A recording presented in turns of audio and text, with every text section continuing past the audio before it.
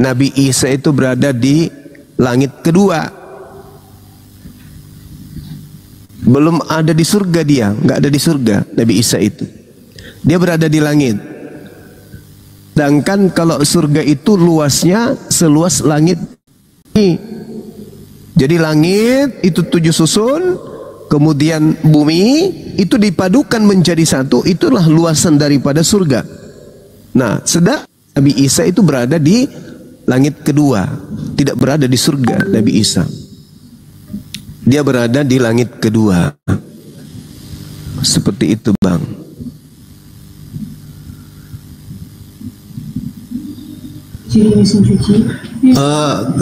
Bang Zuma, siap. Terus yang Injil yang diberikan kepada Nabi Isa, iya, itu ada di mana, Bang? Injil aslinya, Bang? Apakah yang sekarang ini beredar atau udah nggak ada? Itu gimana, Bang? Mohon penjelasannya, Bang.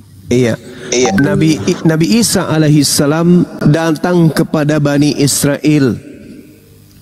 Ketika Nabi Isa datang kepada Bani Israel, apakah Nabi Isa itu diterima oleh Bani Israel? Mereka tidak menerima Nabi Isa alaihissalam. Ketika kemudian Nabi Isa tidak diterima oleh mereka, lalu apakah ajaran Nabi Isa ajaran Nabi Isa itu kemudian diterima? Enggak. Kalau yang membawanya saja tidak diterima, apalagi ajarannya. Itu jelas itu. Nah, apa pembuktiannya? Ya, kalau ada teman Kristen bisa membaca Bible, kita lihat kemudian di dalam Markus 1 nomor 14, Yesus memberitakan Injil kerajaan Allah. Begitu juga diberitakan kemudian di dalam Kisah Para Rasul 8, bagaimana Filipus mengajarkan Injil Yesus. Dan pun di dalam Yohanes 17:8 Yesus berkata, segala firman yang engkau berikan kepadaku telah aku sampaikan kepada mereka. Artinya bahwa Yesus memiliki Injil, Nabi Isa memiliki Injil. Mana Injil itu? Pertanyaan yang sama. Mana Injil Yesus yang diberitakan di dalam Markus 1 nomor 14? Nah, sedangkan Al-Quran mengatakan bahwasanya fawailul lilladzina yaktubuna al-kitaba bi aydihim tsumma yaquluna hadza min indillah. Celakalah mereka yang menulis sebuah buku dengan tangan mereka sendiri lalu berkata itu dari Allah. Padahal sesungguhnya itu bukan dari Allah. Itu hanya angan-angan mereka saja. Nah, jadi kalau Anda berbicara mengenai Injil, ya tanyakan kepada Bani Israel. Apakah mereka menerima Injil itu? Tidak kan? Nah, Injil untuk mereka. Maka benarlah kata Al-Quran, ya ahlal kitab lima talbisunal haqqa bil batil wa taktumul haqqa wa antum ta'lamun. Wahai ahli kitab, mengapa engkau mencampur adukkan antara hak dan yang batil? Artinya, ketika kemudian Injil ketetapan Tuhan datang kepada mereka, mereka menolaknya. Mereka tidak menerimanya. Makanya datang Al-Quran untuk menjelaskan itu semua.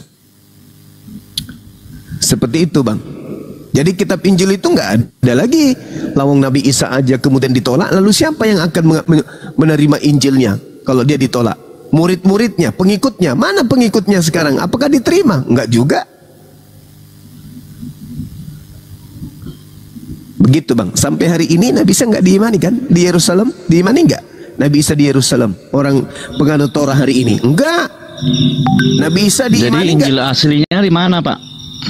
Injil aslinya itu sudah tak ada. Karena Yesus. Iya, maksudnya gini, kalau dipalsukan kan gini. Enggak dipalsukan. Diam dulu. Enggak ada Injil dipalsukan, enggak ada. Siapa yang mengatakan Injil dipalsukan? Tak ada Injil dipalsukan. Injil yang datang kepada Nabi Isa itu kemudian ditolak oleh Bani Israel.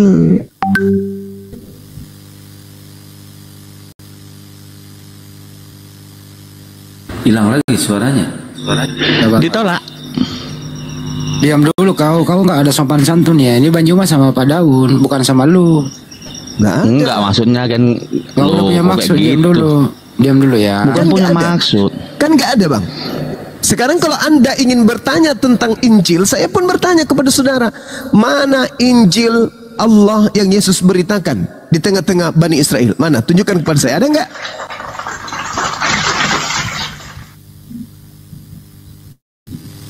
Ya itulah yang kami imani, bos. Mana yang kamu imani? Injil yang diberitakan Yesus itu mana?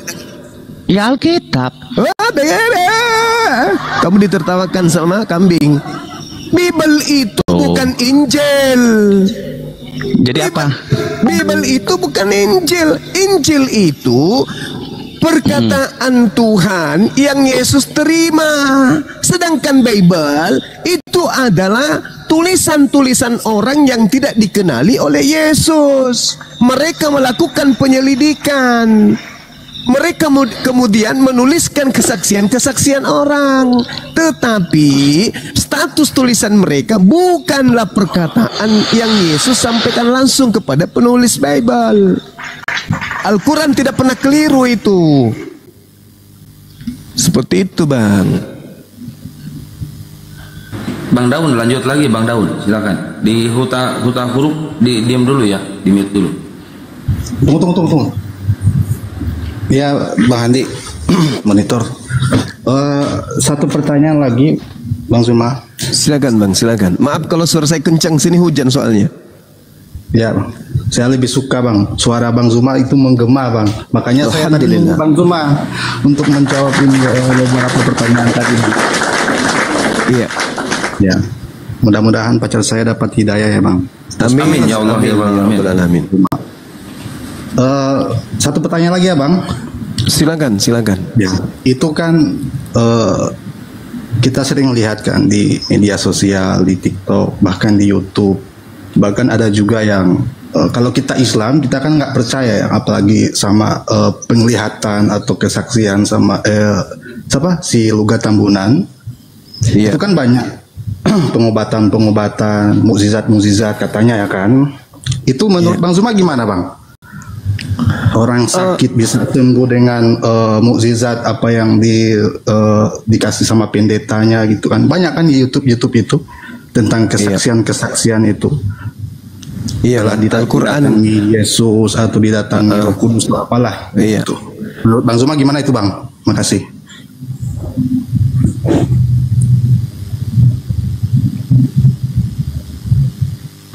Suaranya tadi kalau nggak salah dari jawaban Juma itu Matius 7 21 sampai 23. Sambil menunggu Bang Juma ya. Ya. Apa inasan itu? Kata Allah, yang mereka sembah itu adalah inasan, dan yang mereka sembah tidak lain hanyalah setan yang durhaka. Nah, sekarang pertanyaannya, kalau Yesus aja bisa dicobai, dibawa ke padang gurun, dibawa ke puncak bait suci, apatah lagi Luga Tambunan. Jadi setan itu kerjanya itu begitu, menyesatkan manusia. Jadi mujizat-mujizat yang dilakukan oleh mereka itu adalah settingan iblis.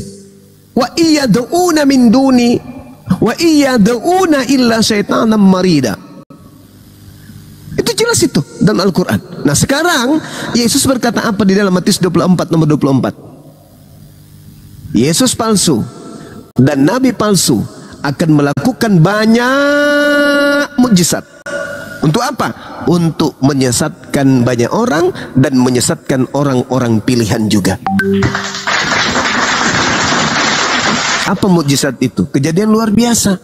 Jadi kalau ada orang menyembuhkan orang sakit, mengusir setan, kata Yesus, mereka semua itu adalah pembuat kejahatan. Itu yang terjadi. Jadi kalau saudara melihat, loh kok ini bisa ada seorang pastor, ada seorang pendeta, bisa begini bla bla bla bla bla bla dan seterusnya. Ingat, Al-Quran mengatakan, wa iyad'una illa syaitanan marida. Yang mereka sembah tak lain hanyalah setan. Setan mampu nggak kemudian melakukan hal tersebut? Mampu. Lawang Yesus aja ditenteng kemana-mana kok ketika dia dicobai. Kemudian Yesusnya pun mengatakan itu, bahwa penyesat itu mampu bermukjizat. Coba baca Matius 7 nomor 22, 23. Bukankah kami telah bermukjizat pakai namamu Yesus. Apa kata Yesus? Enyahlah daripadaku, kalian semua adalah pembuat kejahatan. Kenapa berbuat kejahatan? Karena berkongko-kongko dengan siapa? Dengan setan yang durhaka. Iyadu'una min dunihi illa inatha wa iyadu'una illa syaitanan marida. Jadi umat Islam tidak heran dengan hal-hal kayak begitu. Kita tidak heran, karena setan bisa melakukan hal tersebut. Kan gitu poinnya. Demikian. Oh, keren sekali jaringan saya. Tapi bagus kok. Ya, makasih Bang Zuma atas jawaban dan Sama-sama Bang. Ini bisa satu pertanyaan lagi Bang. Ini Silakan. dari Bang. Silakan, sampai subuh pun boleh. Yang penting gak hujan. Masya Allah. Bang, tentang Nabi Muhammad Bang. Yes. Nah, ini kan saya kan Muslim awam ya Bang. Saya belum mempelajari banyak hadits, Al-Quran, tapi saya ingin belajar Bang. Iya. Ya, kalau turunnya Al-Quran itu kan lewat Nabi Muhammad ya Bang. Iya. Itu turunnya gimana itu Bang? Karena yang saya lihat, yang saya dengar, yang saya pelajari kan itu sampai 32 tahun ya? 22 tahun. 22 maaf, 22 tahun. Iya. Itu turunnya bertahap atau gimana Bang? Terus yang ayat-ayat pertama turun itu dengan cara gimana Bang? Paham kan maksud saya Bang? Iya. Ya, makasih. Oke. Al-Quran yang datang kepada baginda Rasulullah Muhammad sallallahu alaihi wasallam diwahyukan oleh Allah kemudian melalui perantaraan Roh Kudus. Qul nazzalahu ruhul kudus. Jadi yang datang kepada baginda Rasulullah Muhammad sallallahu alaihi wasallam itu adalah Roh Kudus. Siapa Roh Kudus ini? Utusan Tuhan berupa malaikat suci, namanya Jibril. Bagaimana cara wahyu itu didatangkan kemudian oleh Allah? Allah Subhanahu wa taala menjelaskan di dalam Al-Qur'anul Karim, surah Asy-Syura ayat 51, "Wa ma kana li basyarin ayyukallimahullah illa wahya aw min wara hijaba aw yursila rasulan." Ada 3 aspek yang Allah gunakan untuk berkomunikasi dengan para nabinya. Yang pertama dengan perantaraan wahyu. Yang kedua belakang tabir. Yang ketiga mengutus malaikat. Itu. Jadi ketiga aspek inilah yang kemudian digunakan oleh Allah mewahyukan Al-Quran. Jadi Allah tidak langsung turun ke bumi, enggak. Tetapi melalui metode tiga metode tadi ini. Nah, terkait dengan Rasulullah Muhammad sallallahu alaihi wasallam, beliau menerima Al-Quran ini itu secara berangsur-angsur kemudian didatangkan oleh Allah melalui malaikat Jibril agar kemudian Rasulullah mengajarkan kepada umat manusia, sahabat-sahabatnya. Makanya dikatakan dalam Al-Quran surah An-Najm, "Madalla sahibukum wa ma gawa." Kawanmu Nabi Muhammad tidak sesat dan tidak pula keliru. "Wa ma yantiqu 'anil hawa." Tidaklah yang diucapkannya itu menurut hawa nafsunya. "In huwa illa wahyu yuha." Tidak lain apa yang diucapkan itu adalah wahyu yang diwahyukan oleh Allah kepadanya. "Allamahu syadidul quwa." Yang diajarkan kepadanya oleh Roh Kudus yang sangat kuat. Tuh, makanya saudara, Nabi Muhammad itu tidak membaca Taurat. Nabi Muhammad itu tidak membaca Mazmur, tidak membaca Injil. Nabi Muhammad itu tidak melakukan kemudian angket, kesaksian-kesaksian. Disaksikan oleh orang-orang ini loh, habis itu dia nulis. Ada orang bersaksi, habis itu dia tulis. Ada orang bersaksi, habis itu menulis. Ada orang yang menyalin, habis itu dia salin ulang. Itu Nabi tidak kayak begitu, tidak seperti dengan Bible. Nabi Muhammad hanya mendapatkan satu guru saja, yaitu Allah melalui kurirnya Roh Kudus. Beliau tidak melakukan penyelidikan selayaknya kitabnya orang Kristen. melakukan penyelidikan, membuat kemudian tulisan-tulisan yang dihasilkan dari catatan-catatan peristiwa yang ditulis berdasarkan kesaksian-kesaksian orang yang tidak jelas.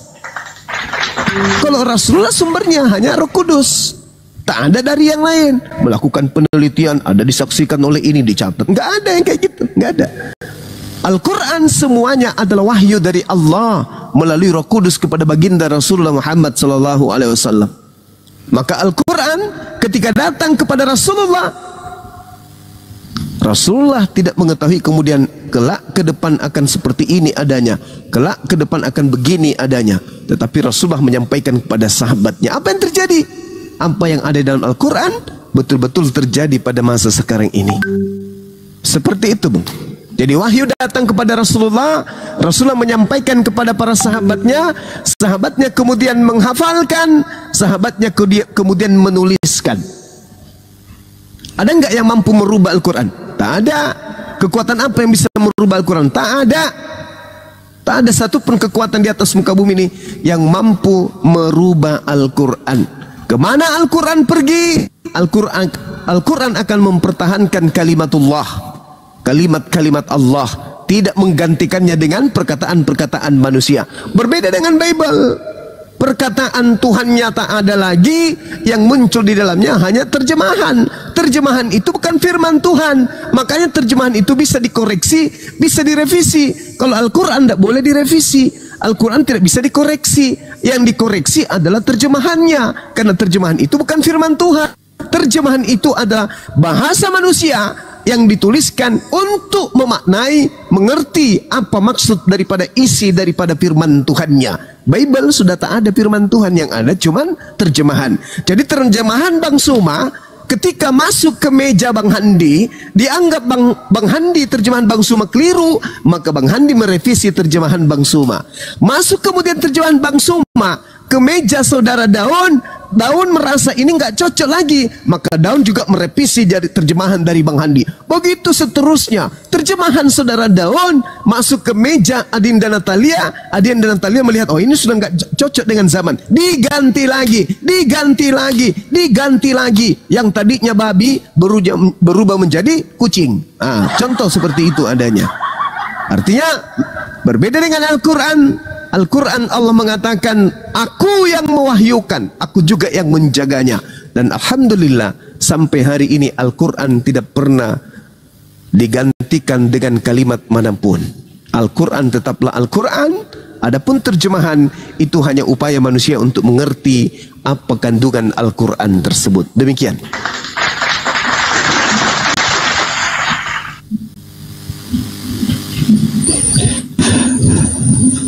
Masya Allah. Itu saya dengar penjelasan Bang Zuma itu luar biasa sekali, Bang.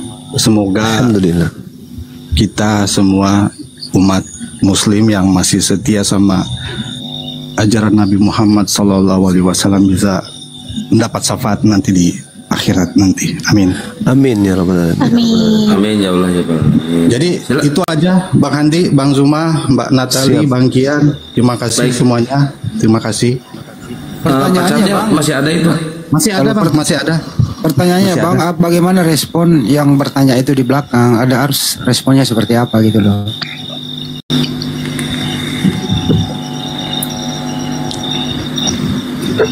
Terima kasih atas penjelasannya, Bang. sama-sama. Mudah-mudahan semoga kamu dapat hidayah. Amin, Amin. ya Rabbal Alamin.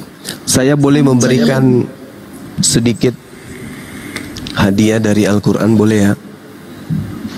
Boleh dulu dak. Ya, 1 menit lah insya Allah. Al-Quranul Karim menjelaskan di dalam surah An-Nahl ayat 119, Allah Subhanahu wa taala berfirman, A'udzubillahi minasyaitonirrajim.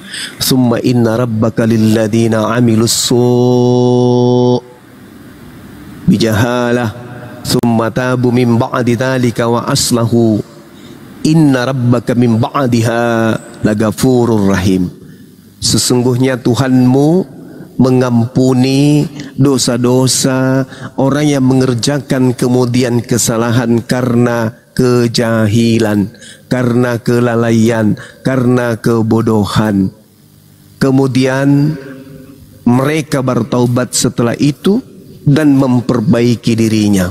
Sungguh Tuhanmu setelah itu benar-benar Maha Pengampun, Maha Penyayang terhadap orang yang mengerjakan kebaikan setelah bertaubat. Itu kata Quran. Saya ulang, summa inna rabbaka lilladzina amilus su'. Sesungguhnya Tuhanmu mengampuni orang yang mengerjakan kesalahan karena kebodohan. Maksudnya melakukan satu prosesi agama karena jahil, karena bodoh, bukan karena belajar. Setelah itu kemudian mendapat hidayah, mereka bertobat, memperbaiki diri. Dosa-dosanya dihapuskan oleh Allah. Nah, itu yang ingin saya sampaikan kepada saudari saya. Silakan. Terima kasih.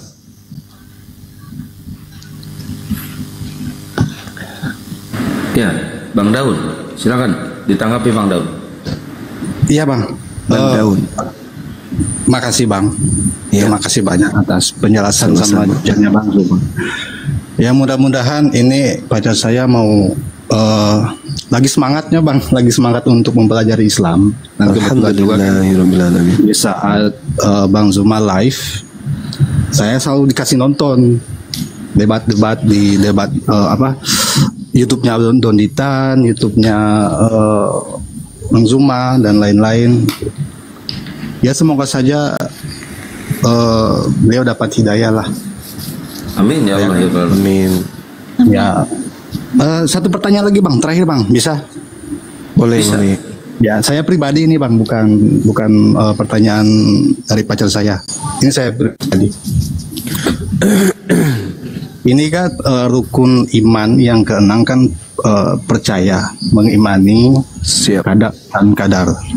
Berarti percaya sama ketetapan Allah. Siap. Nah, pertanyaan saya, sebelum kita diciptakan, dunia diciptakan, manusia diciptakan, apakah Allah sudah tahu segala sesuatu? Si Iya. fulan masuk neraka, si fulan Betul. masuk surga. Benar sekali. Terus kita apa yang kita harus lakukan Bang? Kalau misalnya kita berada di posisi orang-orang kafir ya Bang, Iya. orang-orang kafir yang udah ditentukan oleh Allah jauh-jauh dari sebelumnya, kita udah masuk neraka Bang, karena tidak ikut agamanya, itu ya Bang. Iya. Jadi apa yang harus orang-orang di luar Islam lakukan Bang? Sementara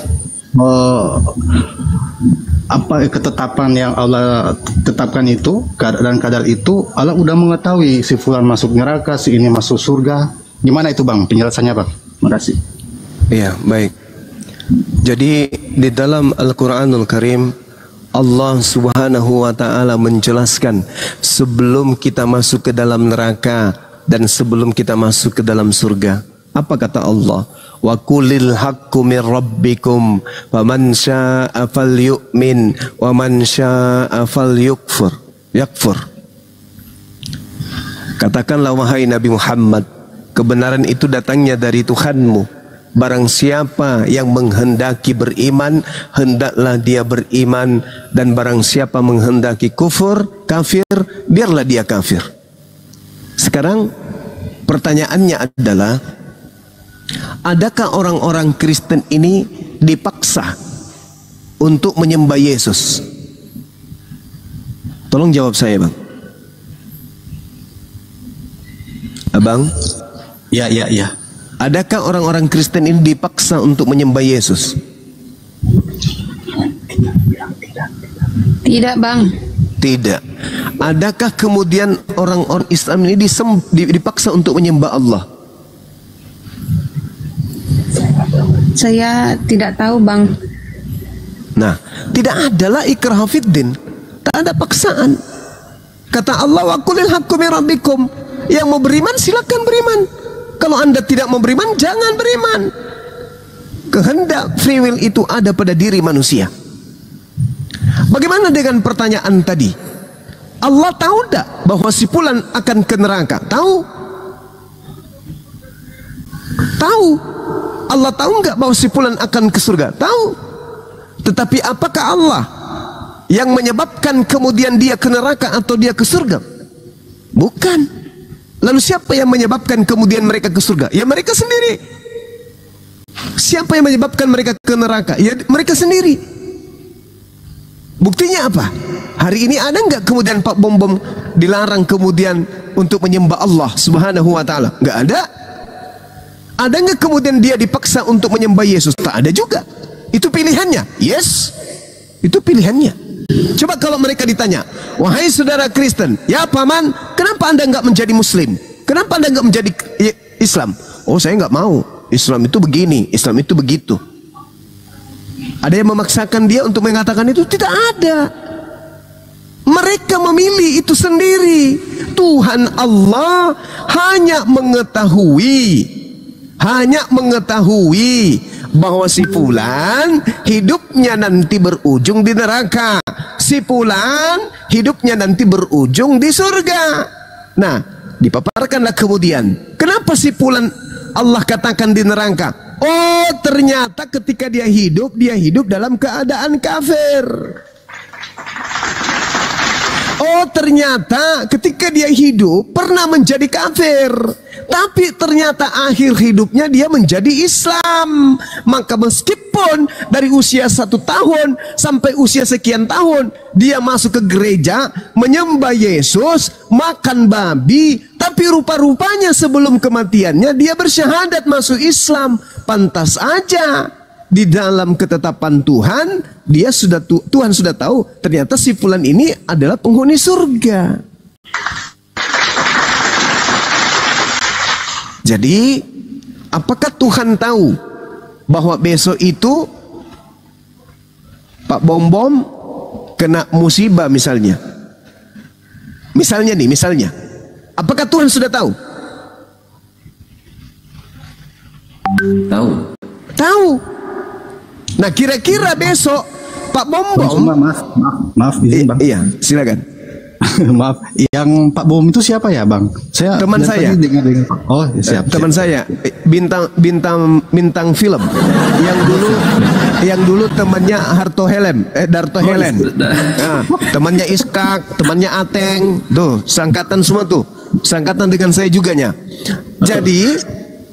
Jadi Tuhan sudah tahu hari ini Pak Bom kena musibah.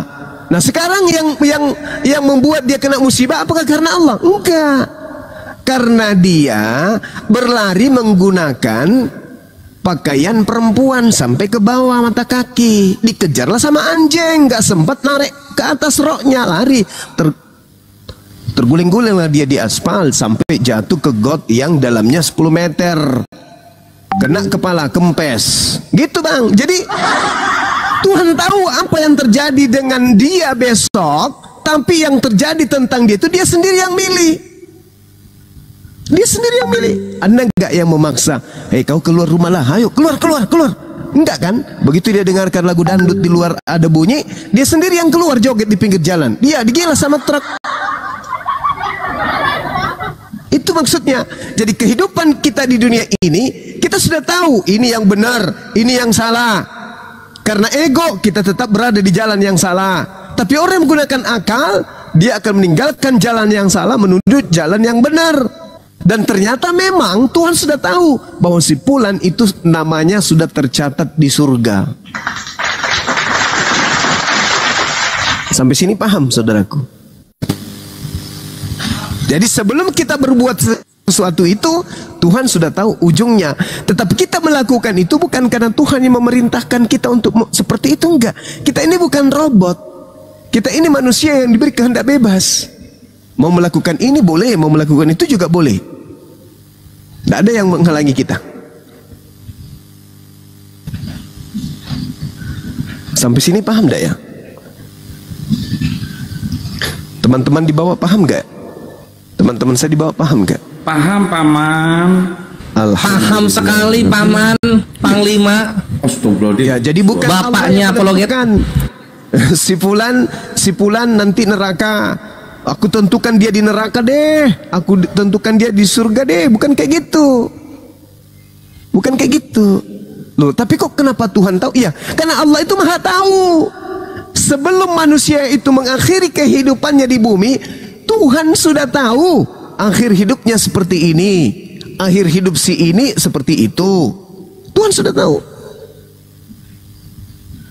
Bukan Tuhan yang membuat dia melakukan hal itu, tapi itu pilihannya sendiri. Sama seperti saudara Daun punya teman dekat perempuan. Dia berusaha untuk mengejar Islam ini seperti apa. Dan ternyata dia temukan masuk akal beliau Islam itu betul. Dia masuk Islam, mati dalam keadaan Islam. Jauh sebelum dia ada di atas muka bumi, ternyata memang catatan daripada amal kebaikannya itu menghantarkan dia ke dalam surga. Seperti itu. Jadi ibarat apa ya teman-teman? Ibarat seperti sutradara film yang sudah tahu alur cerita kehidupan si fulan dan si fulan.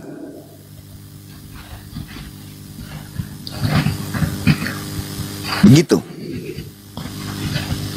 Tetapi sutradara bedanya, sutradaranya yang mengatur seperti apa aktor melakukan itu. Tapi kalau di kehidupan nyata tidak diatur sedemikian rupa, tapi Tuhan sudah tahu ending daripada cerita hidup kita masing-masing. Kalau hari ini kita taat kemudian kepada Allah, mati masuk surga, lihat catatannya, oh memang ternyata kita ada di situ. Ya, saya kira teman-teman kita yang di bawah sudah paham.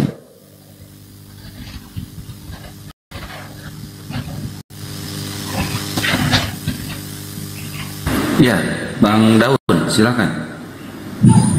Ya Bang.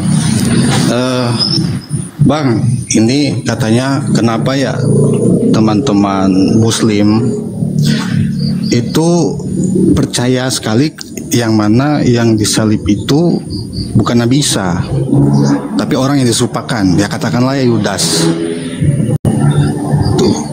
Itu kenapa iya, katanya? Itu ya, kenapa katanya Bang? Iya. Yang pertama, Al-Quran menjelaskan innama jazaa'ul ladzina yuharibunallah wa rasulah. Hukuman bagi orang yang memerangi Allah dan yang memerangi Rasulnya adalah disalib. Itu satu. Nabi Isa alaihi salam di dalam Al-Quran surah Maryam ayat 19 jelas dikatakan bahwa dia adalah manusia yang suci. Sekarang permasalahannya adalah penyaliban ini tujuannya apa? Untuk nebus dosa.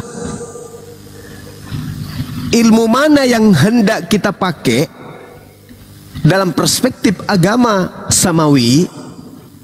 Membunuh manusia lain untuk menebus dosa manusia lain. Kaidah mana yang mau kita pakai? Ada nggak bisa masuk dalam kaidah otak yang sehat ini? Kita yang melakukan maksiat, orang lain yang menanggung maksiat itu. Seibarat kita yang bekerja, yang digaji orang lain. Ada nggak kaidah itu yang bisa terima? Nggak ada kan? Jadi kenapa kemudian Nabi Isa itu bukan dia yang dibunuh? Karena Nabi Isa itu adalah manusia suci, sedangkan yang dibunuh itu adalah pendosa. Menurut Al-Quran surah Al-Ma'idah ayat 33. Kemudian menurut Bible seperti apa? Ulangan 21 nomor 22 sampai 23. Yang dihukum salib adalah orang yang melakukan dosa yang sepadan dengan hukuman mati. Orang ini dikutuk oleh Tuhannya Abraham, Ishak dan Yakub. Pertanyaannya, dosa apa yang dilakukan kemudian oleh Nabi Isa? Tak ada. Dosa apa yang dilakukan oleh anak Maria? Tak ada juga. Lalu penyaliban itu terjadi kan? Terjadi. Menurut Al-Quran surah An-Nisa ayat 157. Penyaliban terjadi. Galatia 3 nomor 13, penyaliban terjadi. yang disalib ini Nabi Isa? Bukan. Kenapa? Karena yang disalib ini orang terkutuk. Yang disalib ini pelaku dosa. Lalu siapa yang disalib? Sudah pasti bukan Nabi Isa. Lalu siapa? Ya orang yang lain.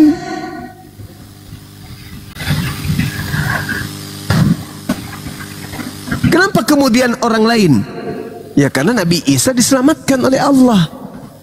Kenapa kemudian ada yang menjadi korban selain daripada Nabi Isa? Karena mereka membuat makar. Jelas itu. Allah membalas makar mereka. Allah membalas kejahatan mereka. Tapi Bang Jum, di Quran ada menyatakan Nabi Isa itu mati. Nabi Isa mati nanti. Semua makhluk nanti akan mati. Termasuk Quran, malaikat maut juga akan mati. Di Quran kan, iya, di surat dikatakan. Maryam ada. Nabi Isa itu mati, meninggal, bangkit pada hari yang ketiga. Wafat. Di surat Maryam kan ada. Iya, betul itu, betul. Semua manusia itu akan mengalami 3 proses dalam hidupnya: lahir, mati, bangkit. Tapi bukan bangkit seperti Yesus bangkit pada hari ketiga, enggak. Bangkit yang dimaksud di sini adalah bangkit pada saat manusia di hari kebangkitan. Nah, mati yang dimaksud Yesus di sini bukan pada saat dia terangkat ke langit, bukan, tapi datangnya yang kedua kali. Sebelum kemudian dia dibangkitkan dari alam barzah, dia mati dulu. Kalau yang sekarang itu dia tidak mati. Sekarang dia Nabi Isa itu masih hidup sekarang ini. Bukan maksud mati saya dia. Bang, di surat Maryam kan dinyatakan dia wafat gitu dan bangkit pada hari yang ketiga. Bung, wafat itu bisa diartikan diistirahatkan atau ditidurkan. Akar katanya wafi aufa, yang artinya dipelihara, kayak ditar kembali. Coba Anda baca di dalam Al-Quran surah Al-An'am ayat 60, baca aja artinya. Al-An'am. Iya kan dia. Nah, apa yang Anda temukan di sana kemudian? Al-Quran surah Al-An'am di situ diterangkan apa? Wa huwallazi yatawaffakum. Tuh, kata wafat. Apa di sana? Wafat. Dan dialah yang menidurkan kamu pada malam hari. Wa huwallazi yatawaffakum. Wafat kan? Bil-lail, pada malam hari. Aduh. Udah ilmu cocokologi tuh bos. Aku mundur aja lah, udahlah. Nggak cocok lagi Ya udah, ke gereja cari cocokologi itu namanya. Silakan ke gereja. Cari pantat pendeta jilat. Silakan. Cocok memang dengan itu. Anda cocok untuk itu memang. Karena di dalam Al-Quran ini saya perhatikan ya. Saya sampaikan kepada saudara-saudara. Al-Quran surah Maryam ayat 33. Apa yang dipertanyakan tadi si Bahlul tadi itu? Al-Quran surah Maryam. Wassalamu alayya yauma wulidtu wa yauma amutu wa yauma ub'atu hayya. Jelas kalau dikatakan dalam surah Al-Maidah ayat 117, di situ ada kata tawaffaitani. Jelas itu sama itu. Apa artinya? Ditidurkan, diistirahatkan. Jadi wafat itu juga bisa diartikan. Nah, sedangkan yang dimaksud kemudian dari ayat Maryam 33 itu bukan wafat, tapi amutu. Apa itu amutu? Maut. Maut itu artinya apa? Terpisahnya antara jasad dan ruh. Oke? Kalau wafat Oke, Panglima, mantap. Tolong sahabat-sahabat, ada nggak yang bisa baca Quran di sini? Ini Ukhti Khadijah merdu kalau baca Al-Kahfi. Ukhti. Silakan. Jangan. Silakan bacakan saya ayat Maryam ayat 33 dari surah Maryam.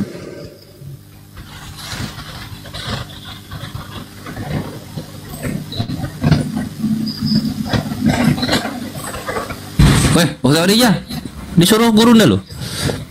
Ya, Ini sebentar aja. Maksud saya Surat Maryam enggak. 33. Iya. Bang Zuma, Iya. siap. Bang Suma. Siap. Suara saya kedengaran nggak? Ada Bang. Itu apa maksud Allah, tujuan Allah, kenapa wajah Nabi Isa itu diserupakan? Itu gimana itu Bang? Karena mereka ya. Karena mereka membuat makar, Bang. Mereka membuat makar. Mereka membuat tipu daya. Karena kebencian mereka kepada Nabi Isa, maka mereka membuat makar, ingin melakukan tipuan-tipuan terhadap Nabi Isa.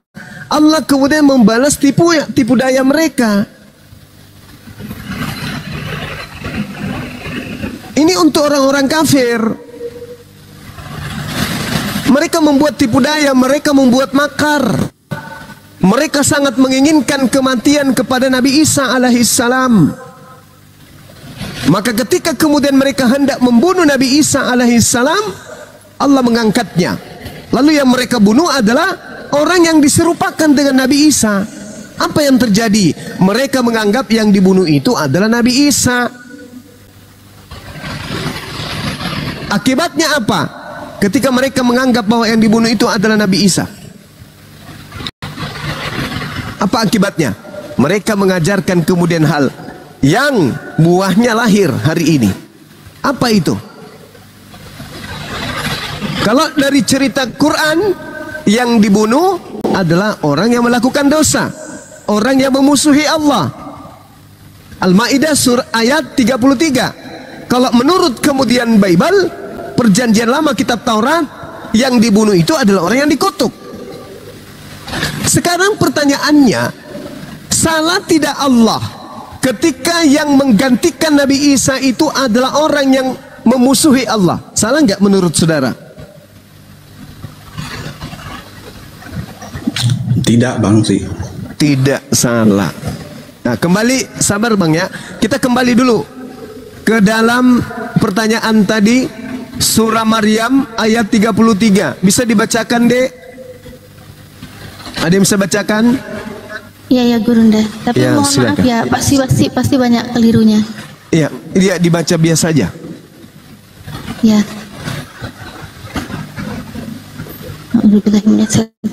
Bismillahirrahmanirrahim.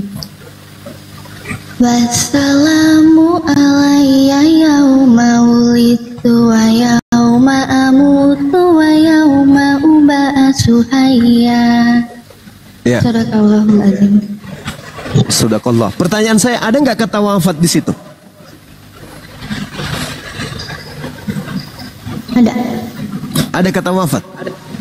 Kalau Arabnya nggak ada wafat. Nggak ada. Berarti Nabi Isa tidak sedang berbicara tentang kenaikannya ke langit. Ini bukan berbicara mengenai kenaikan ke langit.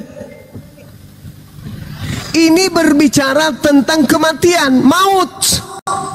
Maut dalam arti yang sesungguhnya, yaitu kematian, terpisahnya jasad dan roh. Semisal yang diterangkan dalam Al-Quran, surah Al-Ankabut ayat 57. Apa Allah? Kullu nafsin zaikatul maut. Ini baru berbicara mengenai kematian. Setiap yang memiliki jiwa akan merasakan kematian. Sedangkan yang terjadi ketika Nabi Isa alaihissalam terangkat ke langit, itu diwafatkan ketika terangkat ke langit.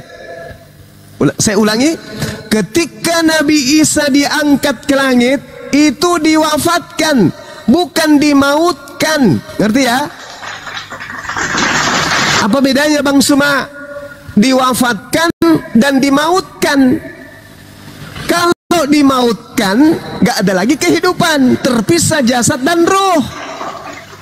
Berarti yang dimaksud surah Maryam ayat 33 bukan pada saat dia diangkat ke langit, tetapi yang dimaksud dari Al-Quran surah Maryam ayat 33 adalah nanti kedatangannya yang kedua, mengalami kematian. Kullu nafsin zaikatul maut.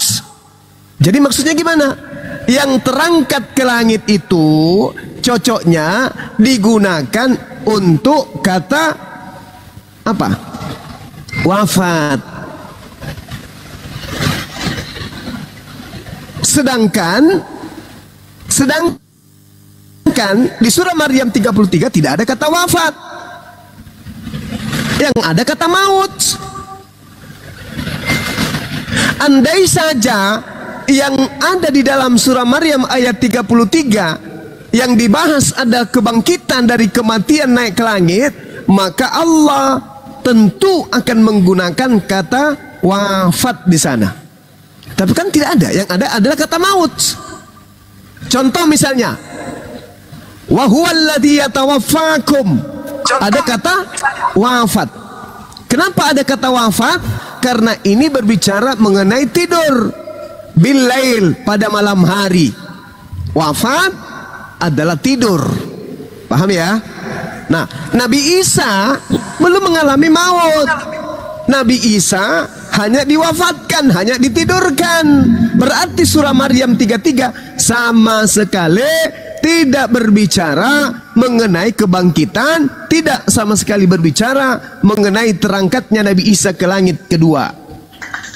Kenapa? Karena Al-Quran surah Maryam ayat 33 di situ bukan kata wafat, melainkan kata maut.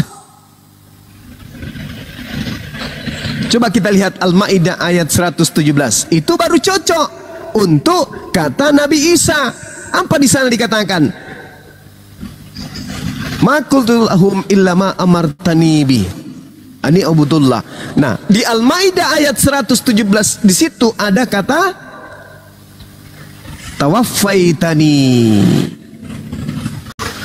Diwafatkan, artinya ditidurkan.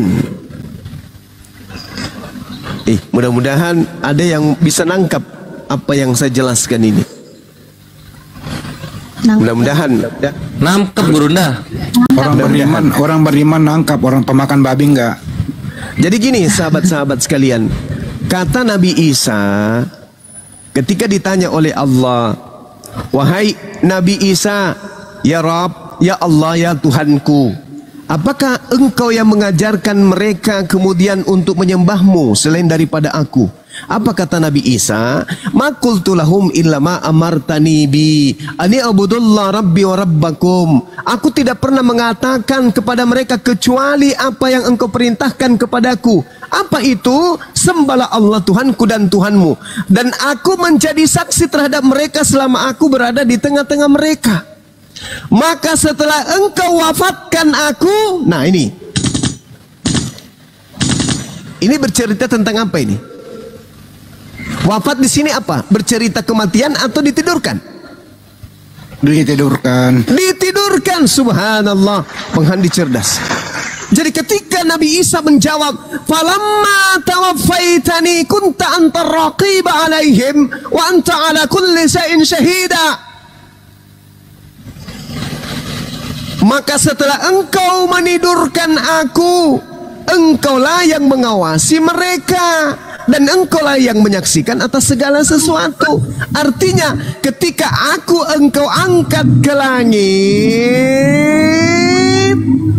maka engkaulah yang menyaksikan apa yang murid-muridku lakukan setelah itu. Aku tidak tahu menahu lagi, karena engkau telah mewafatkan aku, engkau telah menidurkan aku. Apa buktinya? Mari kita lihat dalam Al-Quran surah Al-An'am ayat 60.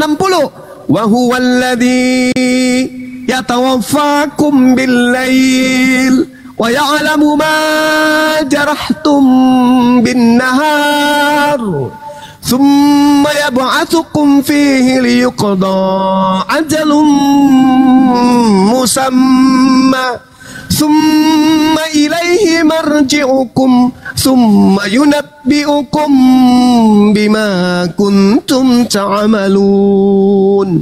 Jelas, dan dialah yang menidurkan kamu pada waktu malam hari, dan dia yang mengetahui apa yang kamu kerjakan pada siang hari.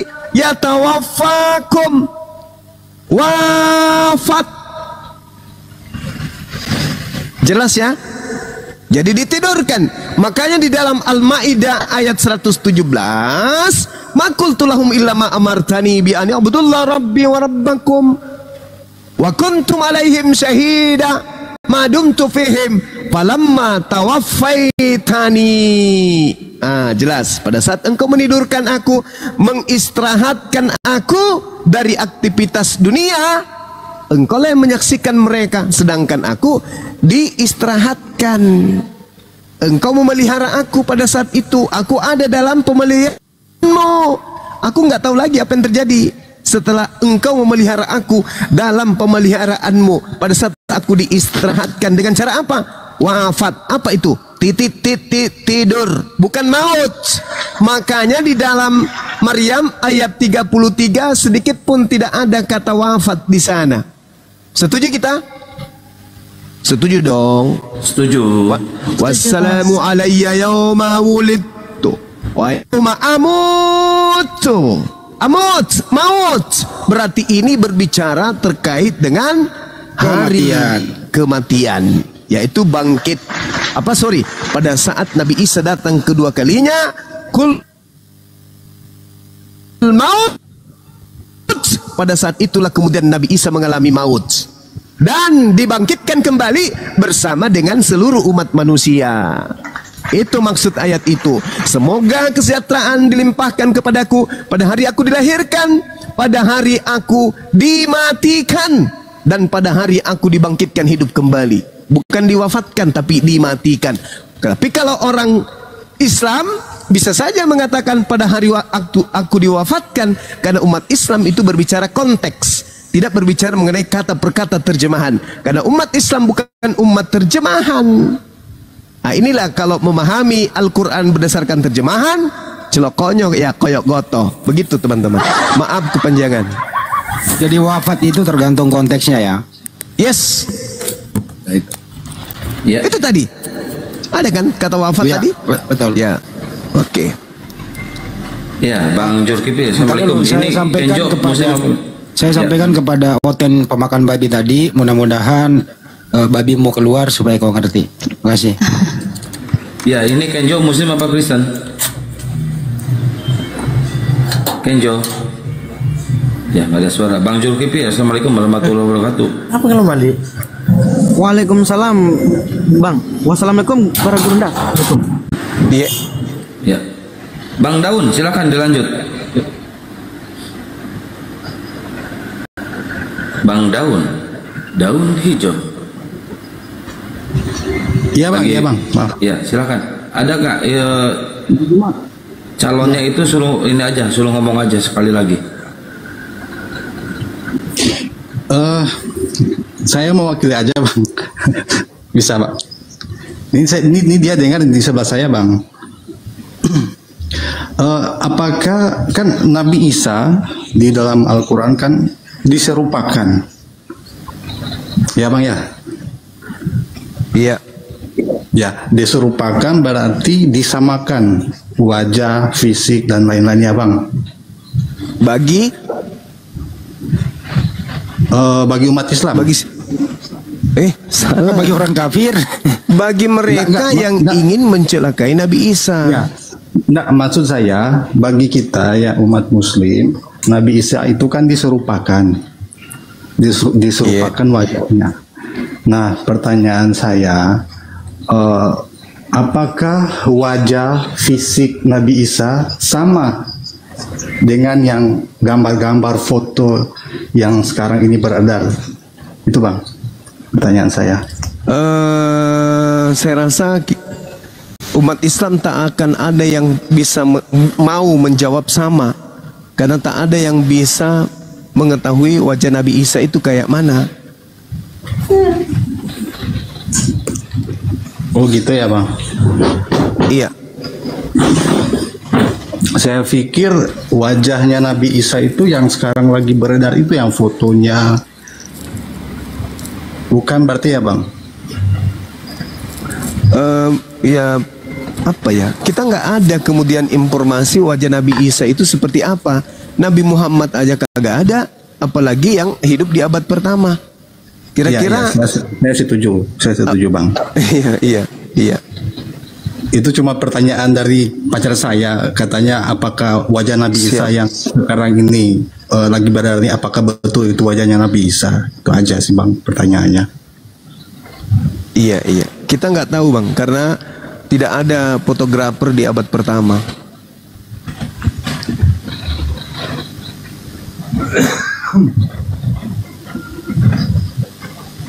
Ya atau gini aja Bang, kita tampilin aja ya Bang, biar dia paham. Gurunda izin ya. Nah, tinggal pilih yang mana. Ini kan beda-beda nih mukanya nih, dari kalian juga dari kekristenan. Anda pilih yang mana yang benar ini. Soalnya ini beda-beda ini. Kalau apalagi nanya ke kita. Ada yang sipit juga loh, Kang. Iya, yang kita sipit. nampilin yang ini dulu aja. Ini kan udah beda-beda tuh. Pilih coba sama pacarnya yang mana tuh, yang benar. Ya beda-beda ya Bang. Raut wajahnya Beda-beda. Betul, berarti ini fiktif Bang. Kalau menurut saya ya. Aduh, takut dilaporkan. Cukur. Lanjut, Gurunda. Siap. Bang, adakah pesan yang bisa Gurunda pesan untuk pacar saya ini biar lebih giat lah gitu untuk belajar, lebih mendalami lah agama Islam itu kayak mana? Makasih. Iya. Jadi saya hanya ingin mengatakan begini, bahwasanya di dalam Al-Quran Allah Subhanahu wa Ta'ala menjelaskan bahwasanya Al-Quran itu diperuntukkan untuk orang yang berakal.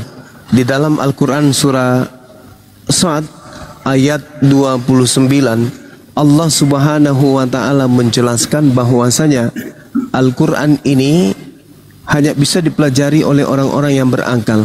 Kitabu anzalnahu ilaika mubarak liyadabbaru ayatihi waliyatazakkara ulul albab. Itu kata Allah. Kitab Al-Quran yang Allah turunkan kepadamu penuh berkah agar mereka menghayati ayat-ayatnya dan agar orang-orang yang berakal sehat mendapatkan pelajaran. Jadi untuk sampai kepada kebenaran Al-Quran, ya memang betul harus menggunakan akal. Karena kapan tidak menggunakan akal? Al-Quran surah Al-A'raf ayat 179, neraka kelak akan dipenuhi oleh orang-orang yang tidak menggunakan akal sehat ketika ia di bumi. Kemudian Al-Quran surah Al-Muluk ayat 10, orang-orang yang ada di neraka itu akan menyesal disebabkan ketika dia di bumi dia tidak menggunakan akal sehat. Itu yang ingin saya katakan. Di neraka orang-orang akan menyesal karena ketika hidup di dunia mereka tidak menggunakan akal. Dan di neraka kemudian berdasarkan Al-Quran surah Al-A'raf ayat 179, neraka dipenuhi oleh orang-orang yang ketika hidup di dunia tidak berpikir dalam beragama, hanya doktrin, hanya dogma. Itu kata Quran. Jadi itu yang ingin saya sampaikan. Makasih. Makasih Bang. Sama-sama. Udah kasih tahu yang mana ancaman untuk orang-orang kafir itu siksaannya itu luar biasa nanti di akhirat. Iya. Makanya selagi masih diberi umur panjang ya Bang, kesehatan, akal waras untuk bisa berpikir, bisa mencari kebenaran ya. Siap. Di waktulah sama Sang Pencipta untuk berikan hidayah ya, petunjuk. Iya. Itu aja Bang. Makasih banyak Bang. Mau dipanjangin lagi nggak? Apa itu Bang? Nah gini, coba tanyain ke, jangan pacar lah ya, pacar mah zina, apa calon istri gitu ya. Bentar-bentar. Coba tanyain ke ya. Suaranya terlalu lancip. Jangan iya, maaf. terlalu lancip. Coba tanyain ke calon istrinya, apa yang masih ragu dengan Islam sampai belum bersyahadat gitu. Hati saya masih ragu, Bang. Nah, di bagian apanya, tentang apanya Islam masih ragunya? Nanti biar Gurunda jawab. Saya masih takut. Intinya bang, dia masih takut. Terus kedua dia hatinya belum maksudnya dia kan masih awam. Dia masih masih mempelajari secara otodidak. Nah, ngerti akhi, ini maksudnya coba ditanya lagi ke dalam dirinya sendiri, takut apanya? Takut keluarga, takut kerjaan dipecat, takut apa gitu? Ya pastinya salah satunya keluarga juga sih bang. Karena yang saya tahu keluarganya itu tahulah di Sulawesi Utara ini kan kayak mana, fanatik lah itu. Takut keluarga katanya Gurunda. Ada ini nggak pesan-pesan terbaik? Iya, yang harus ditakuti itu kan adalah pencipta langit dan bumi. Fattakullah, kata Nabi Isa, bertakwalah kepada Allah, takutlah kepada Allah, dan taatlah juga kepada aku. Jadi yang harus ditakuti itu adalah Allah, Tuhan. Makanya Yesus berkata di dalam Bible, apa kata Yesus? Maukah kamu aku tunjukkan kepada siapakah engkau harus takut? Takutlah kepada Dia yang sanggup membunuh manusia dan melemparkan manusia ke dalam api neraka. Jadi kita tidak perlu takut sama manusia. Yang harus kita takuti itu adalah Allah. Ketika kemudian jasad kita terpisah dengan ruh, maka ruh tidak lagi berhubungan dengan kehidupan dunia. Tidak ada lagi itu harta, nggak ada lagi itu orang tua. Ruh tinggal berurusan dengan Tuhan. Ruh menghadap ke kehidupan berikutnya. Apa yang dilakukan ketika di dunia itu yang diterima oleh ruh. Tidak ada lagi pilihan. Kalau sekarang jasad masih membungkus ruh, ruh masih terbungkus jasad, maka masih ada pilihan antara Islam dan Kristen, antara makan sayur atau makan buah, antara tidur atau pergi jalan-jalan. Masih ada pilihan itu. Bisa tidur, bisa jalan, bisa makan atau minum. Ada pilihan. Kenapa? Karena ruh masih terbungkus jasad. Tapi ketika masuk ke alam kubur, tak ada lagi pilihan.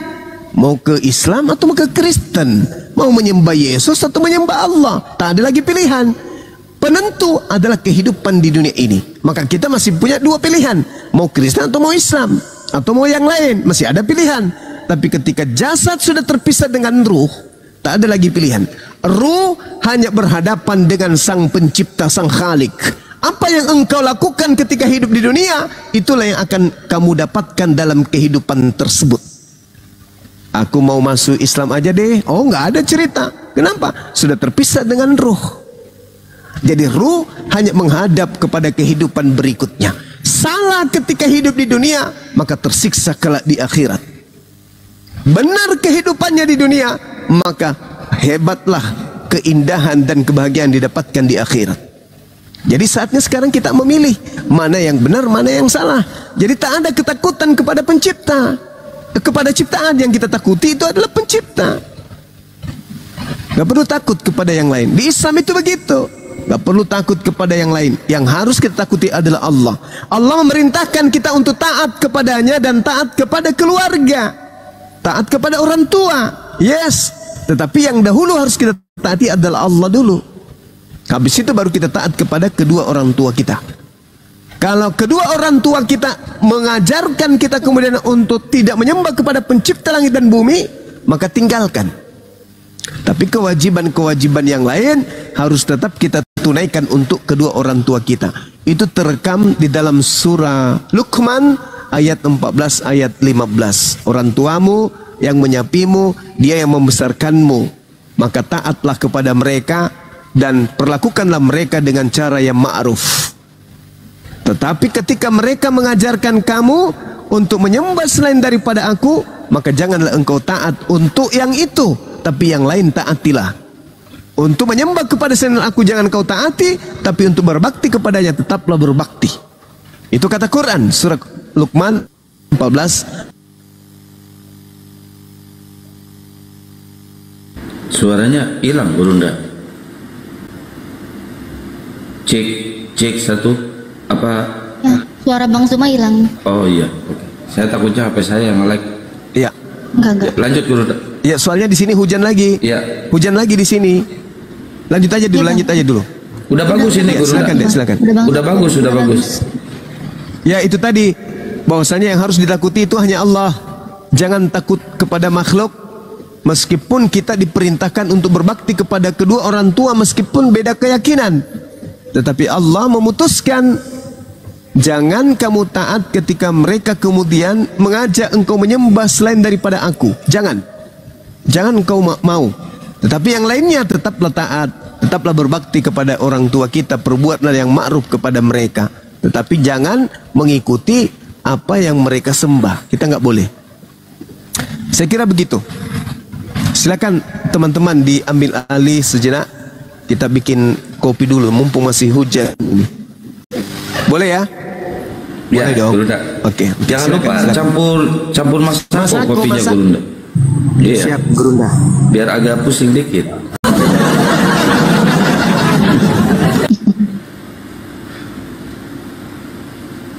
Ya, Bang Daun, lanjut. Ya, hanya itu sih Bang. Ini saya sudah pacar saya udah pulang. Dia sama temannya tadi. Makasih Bang Zuma, teman-teman lainnya udah kasih jawaban, penjelasan yang bagus, ya. Semoga jawaban dari Bang Zuma tadi bisa menambah wawasan lah. Bagi. Amin. Temennya agama apa tadi? Protestan. Oh, alah. Temennya juga nggak denger berarti ya? Iya. Tadi kita bertiga bagus. tadi di depan rumah, lagi nyantai depan rumah. Jadi udah dulu ya Bang ya. Siap Bang. Ya, makasih Semoga banyak. dapat hidayah ya calonnya ya. Insyaallah. Ya. Ya, makasih Bang ya. Selamat. Nanti kalau mau syahadat, dia mau syahadat, suruh naik ke sini ya. Waalaikumsalam. Insya Allah Bang. Insya Allah. Ya.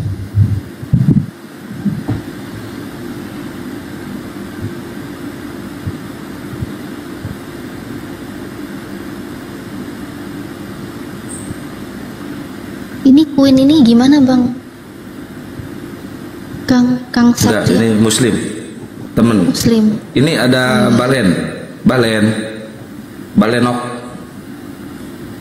Balenok.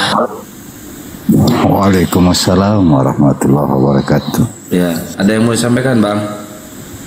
Enggak, nyimak aja Pak. Oh baik.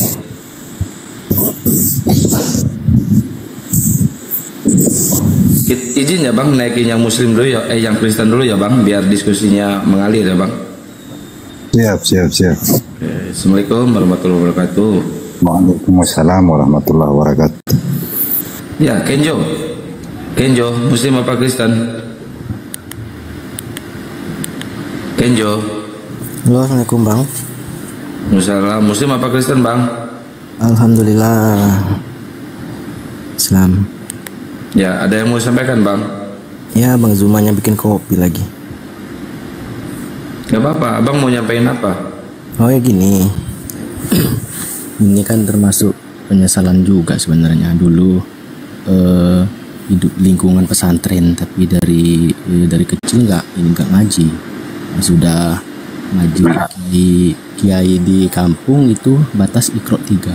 Nah 27 tahun kan, ya baru-baru inilah. Jadi mulai hijrah udah mulai nggak ninggalkan sholat kan. Nah, dalam artian itu mantap lah istilahnya kan.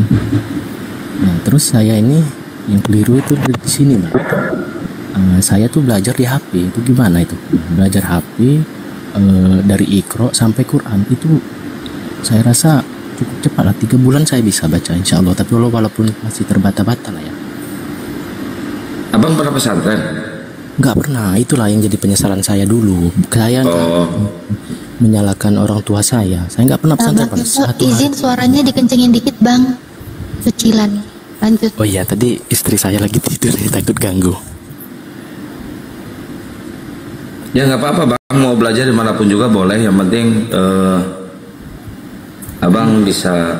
Kan juga ini ada ini kan ada ustadz yang bilang gini, jadi kalau nggak ada gurunya itu sama kayak sesat dan menyesatkan. Jadi bingung juga ini, mau cari guru juga bingung. Maksud saya nggak ada ini, nggak ada apanya ya. Abang cari room kajian aja bang, abang cari room kajian, dan abang bisa kan di wilayah abang di situ cari masjid atau cari ustadz untuk berguru bang, ya bang. Oke. Kalau baca-baca itu ya insya Allah bisa sih, cuma belum agak ini lah. Iya bang. Oke ya bang ya, makasih banyak ya bang. Yo, assalamualaikum warahmatullahi wabarakatuh. Waalaikumsalam. Ya, Mauza Muslim apa Kristen? Mauza. Ini banyak banget ya yang mau naik ya Bu Natalia. Tapi entah yang mana nih yang Kristen. Assalamualaikum warahmatullahi wabarakatuh. Waalaikumsalam warahmatullahi wabarakatuh. Waalaikumsalam warahmatullahi wabarakatuh. Oke. Ya nyimak aja di bawah nggak apa-apa. Siap bang.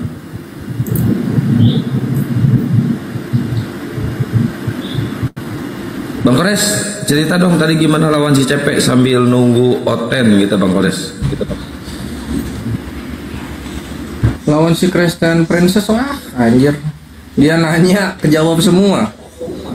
Dijawab terguncang. Aneh banget. Orang dijawab itu ini ya, orang dijawab itu harusnya, misalnya penghujat ya, dijawab tuh harusnya ngeyel gitu loh, bukan oleng. Dijawab oleng dia. Udah gitu ketahuan takia Korintus lagi, potong-potong hadis. Aisyah menyusui orang dewasa. Hadisnya dibaca semua, ternyata orang lain yang nyusuin. langsung yang apa, pendukung-pendukungnya pada cengok, anjir ternyata selama ini berbohong ya gitu.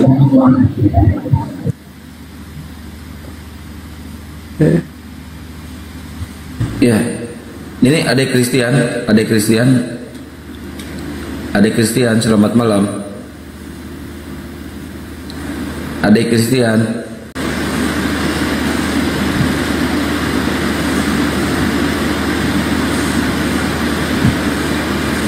Adik Christian. Dibuka mute-nya, Bro. Adik Christian. Halo, ya. Ya, Waalaikumsalam. Muslim bang? Alhamdulillah Muslim bang. Enggak, cuma namanya aja. Enggak, ini suara abang di belakang noise banget bang. Aduh, kencang banget lagi noise. Parah noise-nya. Ini turun dulu bang. Ngeganggu jadinya, kita lagi pada live di YouTube. Kalau Anda berada di daerah yang rame ya, jangan naik dulu, soalnya nanti mengganggu diskusi ya. Mohon maaf ya. Lanjut Bang Ores. Ya, jadi gitu si Kristen Princess guncang dia. Kan dia biasanya kalau dia syubhat lembaran ayat itu kan muslimnya mungkin lama nyari data jadi nggak kejawab. Waktu sama Kores kan langsung gua kasih hadisnya, ini jawabannya. Umar berkata begini, ini jawabannya dari Aisyah begini. Oleng dia, nggak bisa bantah lagi, melayang-layang lah dia di permukaan air kan gitu. Jadi syubhat apa yang dia bawa tadi? Ya itu persusuan orang dewasa. Kasih aja hadis Umar, persusuan itu hanya untuk anak kecil. Marah, kejawab marah. Bukan itu yang saya tanyakan. Lah tadi lu ngomongnya gitu. Mana katanya dalil persusuan orang dewasa? Ya ini Umar jawabnya begini, gue bilang. Aduh. Nah, ini di bawah ada yang typing, katanya ada yang mau syahadat, ada yang mau naik syahadat. Yang mana ya? Namanya siapa? Saya kan harus mantau juga yang naik, yang turun ya teman-teman. Gak selalu harus mantau yang typingan. Kan ada moderator bisa mantau. Siapa namanya? Pasti dinaikin.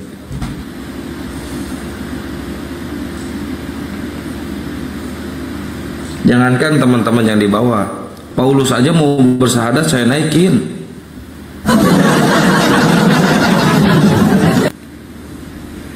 Cuma yang lucu Edis loh. Edis kan nantang-nantang Muslim, ayo Muslim sini, mana yang berani, ayo naik. Aku request naik kan. Jangan Kores yang naik. Yang lain, wah ini Kores ini penghujat ini. Yang lain aja. Tadi nantang Muslim. Lagu gua kan Muslim ya. Nggak dinaikin. Tapi Edis tuh mending gak usah diladenin bang, biar punah dengan sendirinya. Bukan maksudnya gini kalau Kores ya. Maksudnya kalau bukan kita yang layanin, dia larinya ke Muslim awam. Gitu loh. Nah dengan kita nahan Edis dengan kita, Muslim awam selamat jadinya. Muslim awam nonton kita. Gitu. Tapi ini hanya untuk orang-orang profesional ya. Iya, asal jangan di mode apa namanya PK gitu, timer gitu, jangan PK gitu. Iya, mereka punya kesempatan untuk ngehujat lama. Iya, panas kuping dengerin dia ngehujat itu. Kalau langsung model digas aja kayak Bang Kores sih ya oke lah, nggak usah diraguin itu. Pasti nyonyor, mencret dia pasti. Tapi kalau model PK itu loh Bang, kasih waktu buat dia ngehujat itu panas, nggak kuat dengerinnya. Oh, ya udah waktu dia ngomong di mute, pas Muslim yang ngomong dibuka gitu aja. Iya Ikhwan ya, ini untuk 3.200 kalian kasih paham ini ya, muslim yang belum tahu bahwa di Islam juga ada kok live dialog lintas iman gitu kan. Kasih tahu mereka, kabarin mereka, nonton di sini aja gitu. Ya, kabarin ini tanggung jawab kalian untuk menyelamatkan muslim yang awam. Ingat, muslim itu berjamaah. Ya, Ajnon. Halo, selamat malam Ajnon. Salam. Muslim Bang. Assalamualaikum. Waalaikumsalam warahmatullahi wabarakatuh. Ya, ada yang mau disampaikan Bang? Tinggal pantau aja. Oke, makasih ya Bang ya. Apa yang dipantau Bang? Ya, dari Papua. Ya, pantau di Papua Bang. Udah banyak kita yang mantau nih.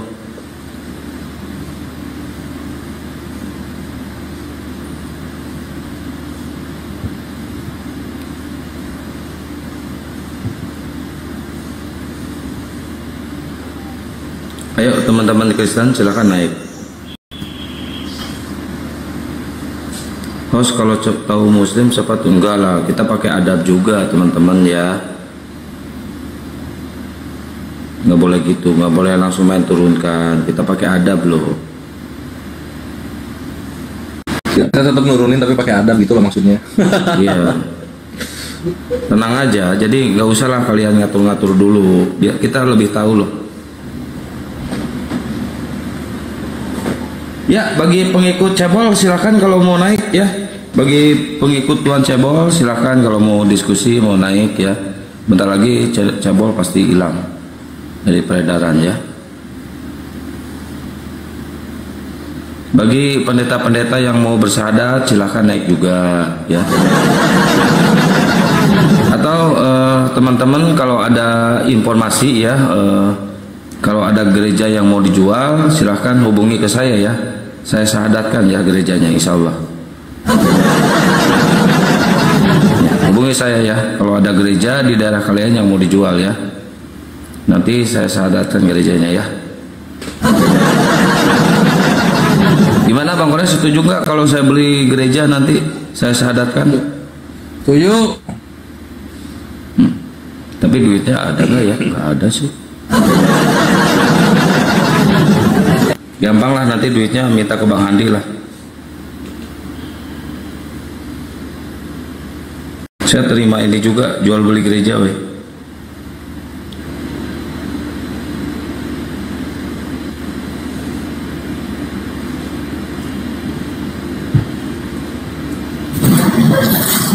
Ya, kenceng banget. Panjul. Astagfirullahaladzim. Aduh, kalau di tempat-tempat rame ngapain naik juga ya?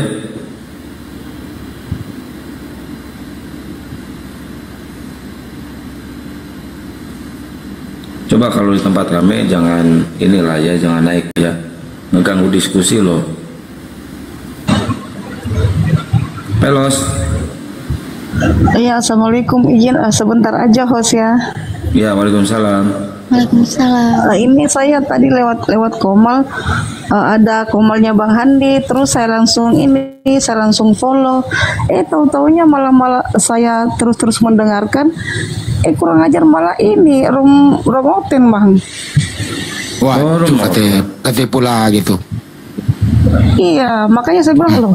Tadi kalau nggak salah Bang Handi ada di roomnya Kian Santang, kok di sini ada Bang Handinya. Makanya udah saya naik, saya bilangin hostnya bilang gini, terus saya bilang Bang Handi orang mana ya? Terus dia bilang orang Makassar. Terus saya bilang Bang, ini Oten kalau mau cari koin jangan nipu dong, jangan pakai namanya orang, jangan pakai ininya orang. Terus dia bilang kalau nama saya Handi memang kenapa? Enggak, ini makanya saya bilang ini Oten suka nipu-nipu. Kenapa nggak minta KTP-nya Bu? Ya. Tuhan aja. Tuhan begini Pak, Tuhan aja diduplikat apalagi orang. Iya benar, saya langsung emosi. Aduh, malah saya udah follow lagi. Aduh. Diblokir lagi. Iya, ini baru saya mau blokir. Aduh, assalamualaikum ya semua ya, Mas Allah di atas ini. Waalaikumsalam. Ya udah gitu ya Bang ya. Diblokir lagi aja ya Bu. Itu mereka sekarang ini. Maaf. Iya Bu. Yang pakai akunnya ini Bang Suma banyak juga. Saya juga pernah ketipu. Betul. Oke, makasih banyak informasinya ya Bu ya. Sehat selalu ya Bu. Izin saya turunkan ya Bu. Iya, makasih. Ibu sehat selalu di sana ya Bu. Waalaikumsalam warahmatullahi wabarakatuh. Soalnya kalau dia memakai fotonya sendiri pasti nggak laku, pasti nggak ada muslim yang mau naik. Kalau apalagi kalau dia pakai fotonya orang tuanya, muslim nggak mau naik. Pakai fotonya yang itu tuh muslim nggak mau naik. Ya harus nipu supaya muslim tertipu naik, ya banyak penonton. Terus ada yang tidak memperhitungkan langsung memberi koin. Ya tujuannya nipu buat apa ya? Buat makan. Begitu. Betul, setuju. Ini ada Ode Iqbal. Selamat malam. Assalamualaikum warahmatullahi wabarakatuh. Waalaikumsalam warahmatullahi wabarakatuh. Iya Bang, ada masalah apa Bang? Pengen mau disapa dengan Bang Zuma. Oh, lagi istirahat Bang gurundanya, nanti nunggu Oten. Oh. Abang ngomong aja sendiri sekarang Bang. Mau ngomong apa? Mau dielus-elus kepalanya ya? Bang Handi. Salam Bang Handi. Oke ya Bang. Ya siap Bang. Makasih ya Bang.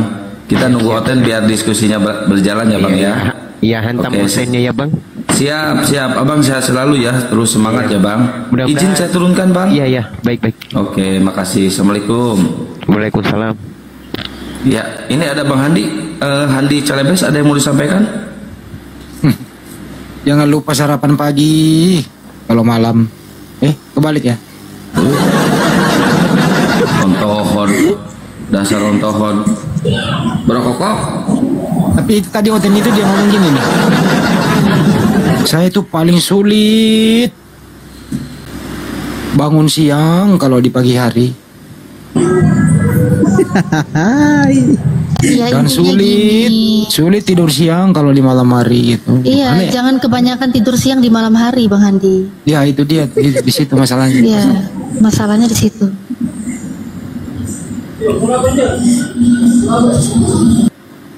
Ayo Kak, naikkan lagi lah buat kita serius-serius sedikit lah. Ya, buat teman-teman Kristen yang mau diskusi silahkan naik ke atas ya. Atau teman-temannya Tuan Cebol silahkan kalau mau diskusi naik ke atas. Ini Queen siapa ini Queen? Queen ini teman. Oh teman makan teman ya? Enggak. Teman makan tanaman. Teman sepermainan Bang, teman sepermainan. Gak ada ya teman-teman Kristen yang mau naik ya? Udah pada mualaf kayaknya. Kang di Komal lu doang ini mic-nya nggak kelihatan, bener. Komal lain bisa loh. Iya nggak tahu nih tadi juga mic-ku kan bisa ya, terus tiba-tiba nih mic-ku hilang gitu loh. Nggak tahu nih hostnya ini mic-nya kita disembunyi di mana aja. Wah bahaya berarti ini ada penyusup weh. Iya. Mic-ku nggak ada. Wah penyusup nih. Bahaya. Untungnya aku bisa Aku pakai mixer, jadi kalau nggak ngomong tuh nggak perlu di mute, cukup volumenya aja turunin volume mic-nya. Nggak tahu saya juga ini kenapa nih. Oh iya, Ya, ini ada Mbak Janet. Disambit, coba disambit. Selamat malam Mbak Janet. Ya malam. Ya. Mbak Jamet merdu banget suaranya. Mbak Jamet. Mana sih? Nggak ada. Ada, itu masih muter-muter. Itu loh Jamet Sofia. Iya betul. Oh, ini baru muncul di aku. Coba mana tali Sarami? Mbak Jamet, Kak Jamet. Iya Mbak, selamat malam. Kak Jamet, au. Janet. Kak Jamet. Bentar. Mbak Janet. Malah au sih. Mbak Janet. Selamat malam Mbak Janet. Oh, Janet, kirain Jamet. Sinyalnya Ya Allah. merah bang, sinyalnya merah. Ternyata Jamet, Parah ini bukan untuk Jamet. Odinya ini ya. Parah. Rasis. Aku serius, aku salah baca loh, bukan sengaja disalah-salahin. Emang nggak sengaja gitu. Enggak Sengaja itu saya tahu. Orang namanya Saya tahu Jamet, itu lu bilang jamret. Mana? Mataku udah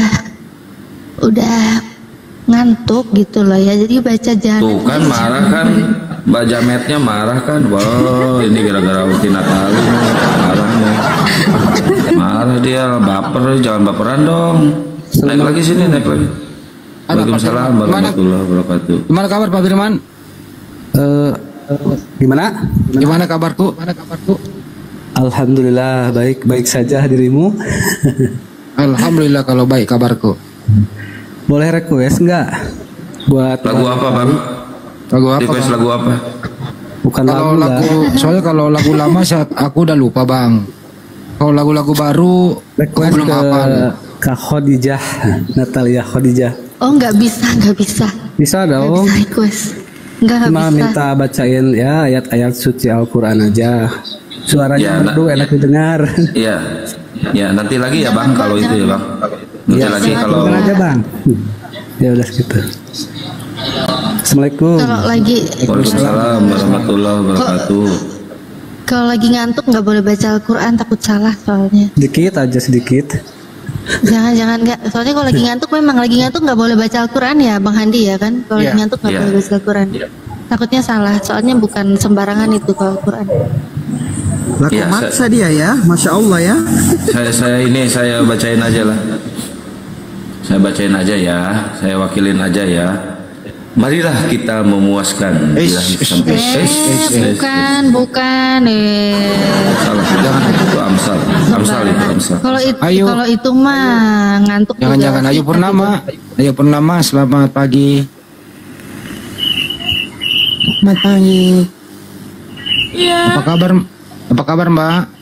Alhamdulillah baik. Alhamdulillah. Kenapa pada sedeng sih? Kalau nggak ada hotel ada sedeng. Kok naik? Kok kayak wasit Bahrain naiknya bawa peluit.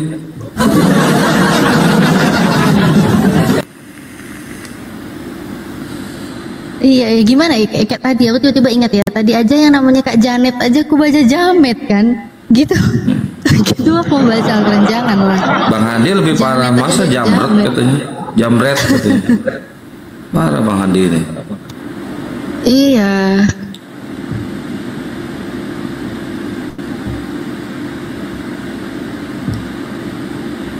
Nggak ada kayaknya yang coten-coten ya. Biasanya jam segini udah kumpul mereka ini. Kayaknya masih konsili ini. Oh iya, mereka kalau konsili itu nggak ada habisnya loh beneran. Heran aku.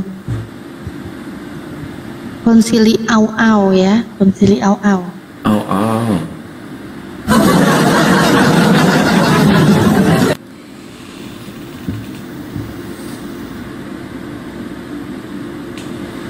Tadi dikeroyok berapa orang Bang Kores?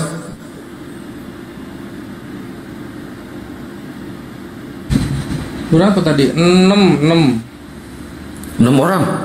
Iya. Banyak yang ngeroyok. Ngomong semua itu. Iya, ngomongnya paduan suara mereka. Pantesan Bang Kores habis dari sana ke sini, terus suaranya Bang Kores tuh tajam banget, soalnya habis dikeroyok. Iya. Belum disetting gitu. Iya, Belum disetting settingannya mode masih. bersahabat. Iya. Ya, buat pendeta-pendeta yang ingin bersyahadat silakan naik ke atas ya. Buat istrinya pendeta juga nggak apa-apa, kalau mau syahadat naik aja. Ya, istrinya pendeta disyahadatkan sama Bang Andi ya. Iya, betul. Nah, Wah ini mah murid gue nih si Frans. Gimana Frans? Selamat malam. Ya. Gimana? Lancar? Lancar? Sendat bang. Ya coba lo open cam dulu. Gue pengen kasih kau hipnoterapi sedikit supaya kau kembali ke jalan yang benar. Buka camnya. Suruhnya dulu. Ya. Open cam. Baru saya open cam. Open cam dulu lah. Minta apa dia? Gak mau dia open cam. Saya ingin hipnoterapi dia supaya dia lebih sehat. Kau lihat sendiri nanti ya bagaimana cara saya hipnoterapi ya. Sebenarnya saya mau hipnoterapi kalian berdua. Ya lu berdua. open Kita banyakan weh. Kok berdua sih? kita nggak kelihatan apa ya? Kita nggak dianggap guys. Maksudnya kelompok api sama kelompok tadi siapa itu? Kelompok siapa itu yang? Ya udah Petrus. Kristen. Bukan kelompok Petrus. Apologet Kristen Indonesia dengan apologet Kristen Islam Indonesia. Ya lu open cam dulu. Open cam dulu.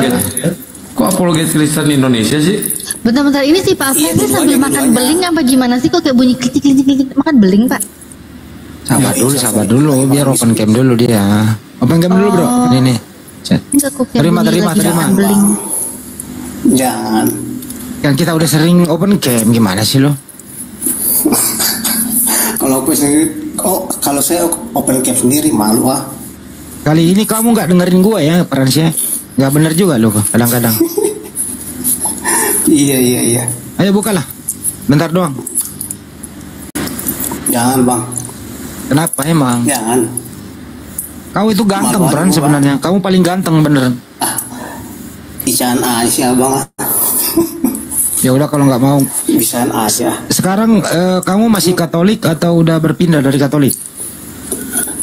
Udah berpindah. Udah bukan Katolik lagi? Iya, udah bukan Katolik. Dulu pertama kita ketemu tuh lu ngaku preman Katolik. Masih ingat nggak? Iya betul. Terus kamu masih ingat kan Yohanes 17:3? Apa tuh? Ya bahasa Arabnya Yohanes 17:3. Udah lupa? Iya sekarang saya di Kristen Protestan, tapi walaupun saya di Kristen Protestan, tapi saya tetap memakai Tritunggal. Jadi tetap Yesus itu Tuhan, gitu. Tetap Yesus kan dulu bilang Yesus bukan Tuhan. Saya kalau bilang Yesus Tuhan ya saya tidak akan buka kitab Perjanjian Baru. Paling saya bukanya hanya kitab Wahyu. Yang mana itu kira-kira? Kitab Wahyu yang mana? Ada Wahyu 21 ayat 7. Ada juga 20 ayat 7. 21 ayat 7. Lalu Wahyu 2 ayat 7. Wahyu 2 ayat 7. Itu intinya apa di situ? Intinya ya, bahwa dia akan memberi makan dari pohon kehidupan yang ada di Taman Firdaus Allah. Jadi kan dalam hal ini kan dia punya kuasa di Firdaus gitu. Siapa itu? Yesus. Iya, Yesus. Kalau bapaknya Yesus? Bapaknya kan udah turun ke dunia. Oh, bapaknya Yesus turun ke dunia. Iya. Oh, gantian, bapaknya yang turun, Yesus yang naik. Gimana? Iya betul. Gantian res. Iya. Sip-sipan. Nah. Bapaknya ini turun di mana bapaknya? Coba Res, wawancara Res. Kalau bapaknya turun di mana? Yesus kan turun di mana? Yerusalem. Bapaknya turun di mana? Bapaknya turun di mana aja? Di mana-mana. Bisa di Yerusalem, bisa di Asia Kecil, bisa Asia di Kecil tuh di mana? Ini situ aja turunnya. Nggak pernah turun Kalimantan gitu, turun enggak ya?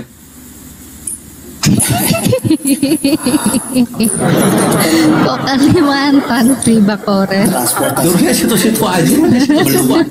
Iya. Sebenarnya Res bukan itu intinya. Ini intinya adalah sip-sipan. Jadi sekarang Yesus sudah naik, bapaknya yang turun gantian sip-sipan gitu loh. Itu intinya. Oh. Sip-sipan. Bapak turun dari jam berapa sampai jam berapa, Bapak?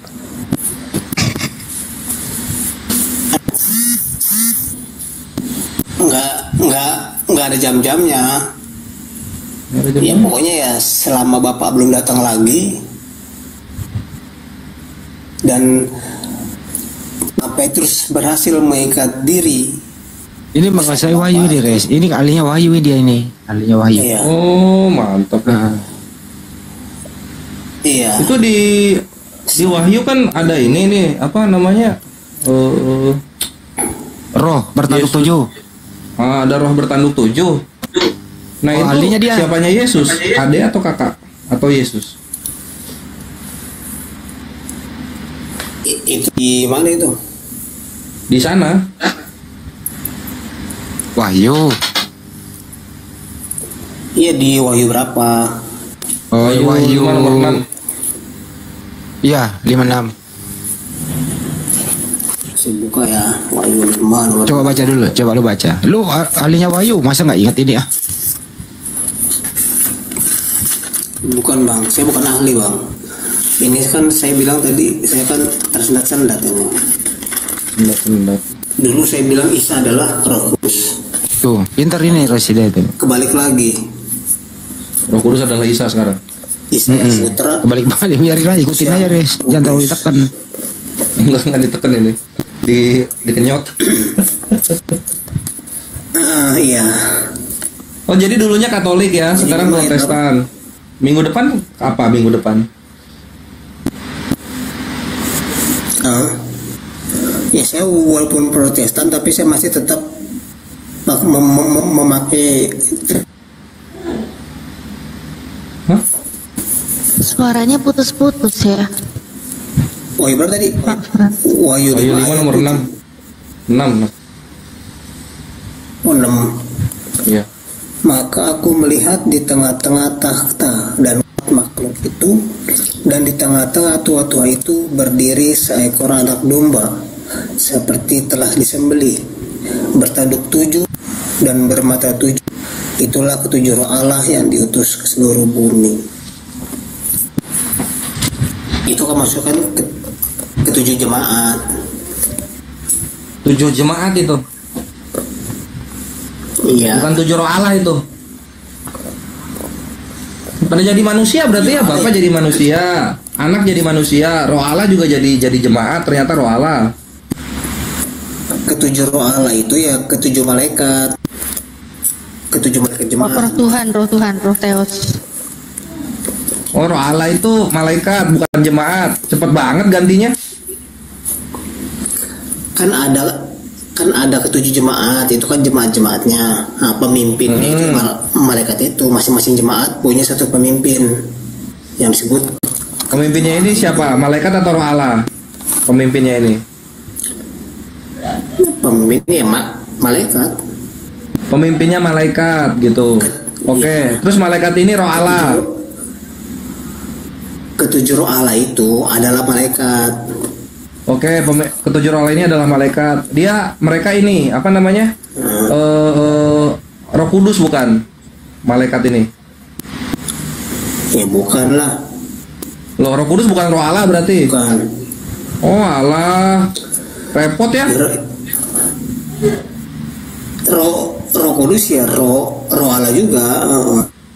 Oh, berarti roh yang ke-8 nggak ikut kepada jemaat ya? Oh gitu. Harusnya bukan Tritunggal dong kalau gitu. Berapa ya? Dasa Tunggal harusnya. Iya. Tunggu dulu. Tapi Roh Kudus yang dijanjikan oleh Yesus kepada para murid yang diberikan Yesus itu berbeda dengan Roh Kudus yang ada dalam diri Yohanes Pembaptis. Roh Kudus ada banyak berarti? Yang Roh Allah itu adalah ini Roh Kudus disembah semua ini? Yang baru. Enggak. Tunggu dulu, dengerin dulu. Jadi Roh Kudus yang mana yang disembah nih? Disebutkan. Tunggu dulu, dengerin dulu. Oh iya. Kalau di Perjanjian Baru, yang Roh Kudus yang kan ada 2 disebutkan. 3 kali disebutkan dalam diri Yohanes Pembaptis, dalam diri Yesus. Lalu Yesus memberikan kepada para murid. Dan Roh Kudus itu yang adalah Bapa itu sendiri turun ke dunia bersama para murid. Jadi 4 ya? Yesus 3. Tadi ada Roh Kudus yang Bapa turun ke bumi katanya. Ya, itu yang diberikan oleh Yesus kepada para murid. Ini Roh Kudusnya beda-beda. Ada yang Roh Kudus Tuhan, ada Roh Kudus ciptaan.